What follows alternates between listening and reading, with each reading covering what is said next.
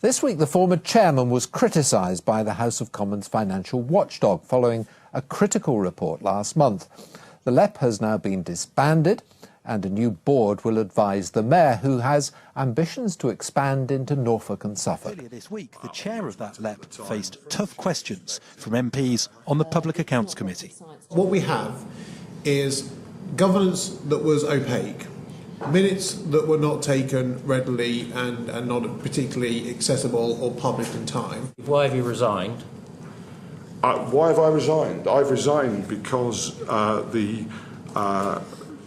because I was asked to resign. And did you think that was justified? I don't think it was justified. I think that this has damaged terribly the relationship between business and the public sector. I think the withholding of funds from July without explanation to the point where the LEP was wound up on the 19th of December is terribly troubling, and that certainly needs to be understood better. The Cambridgeshire Local Enterprise Partnership is being replaced by a business board that will advise the Cambridgeshire Combined Authority and its mayor, James Palmer, with politicians rather than business leaders taking the final decisions. But there's a problem. The mayor's combined authority covers Cambridgeshire and Peterborough, but the old LEP covered a much larger area. And the government has said that the new business board must have the same footprint as the combined authority, which means either some areas will no longer be covered by the LEP or the mayor's domain will need to grow. Uttlesford in Essex is one of the areas that could lose out. They say the government is being too rigid. Cambridgeshire's mayor has indicated he'd like the whole of Norfolk and Suffolk to join his organisation. That, though's not gone down well with everyone. I'm not convinced it's the right thing in a rural area like Norfolk. It might work in Cambridgeshire. We've got two large cities, Cambridge and Peterborough.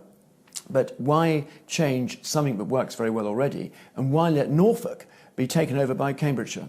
James Palmer needs to listen to Norfolk people, get on with his own job, try and do it as well as possible, and not tell us what to do. Actually, there are those people who see this as a power grab by the mayor. So you're saying that's not true?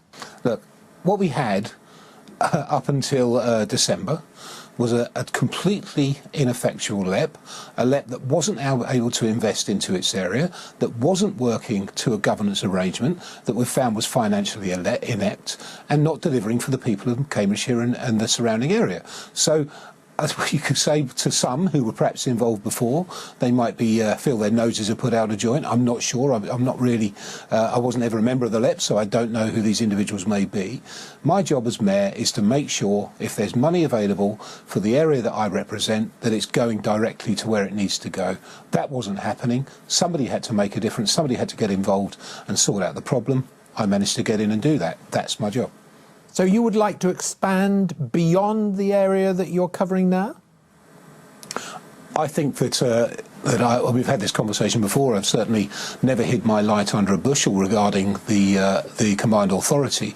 I was involved initially in talks with a Cambridgeshire, Peterborough, Norfolk, Suffolk combined authority. I thought it was a fantastic idea, and I thought it would bring forward significant investment to the east and put the East on a par with those other areas that are so vocal about their strengths, the North and the Midlands. The East Anglia has far more to offer, in my opinion, than those areas. It is a highly successful, very exciting place to be, and we are showing government what we can achieve. So have you already had discussions with those parts of Norfolk and Suffolk that you would like to see involved in this?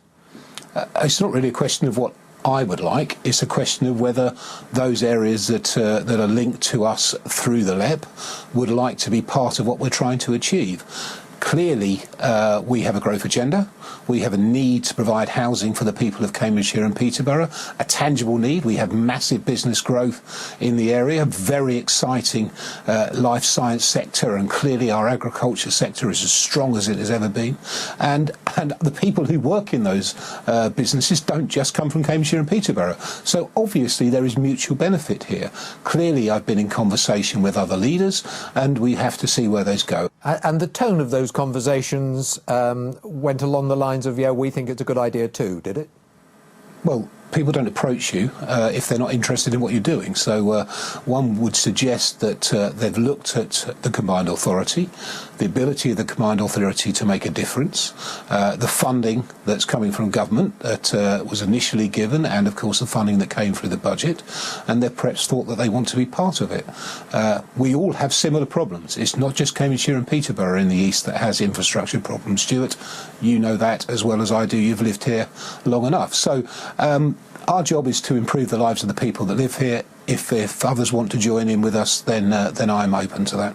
So the whole idea of Norfolk, Suffolk and Cambridgeshire joining together as one devolved authority, as far as you're concerned, has not gone away?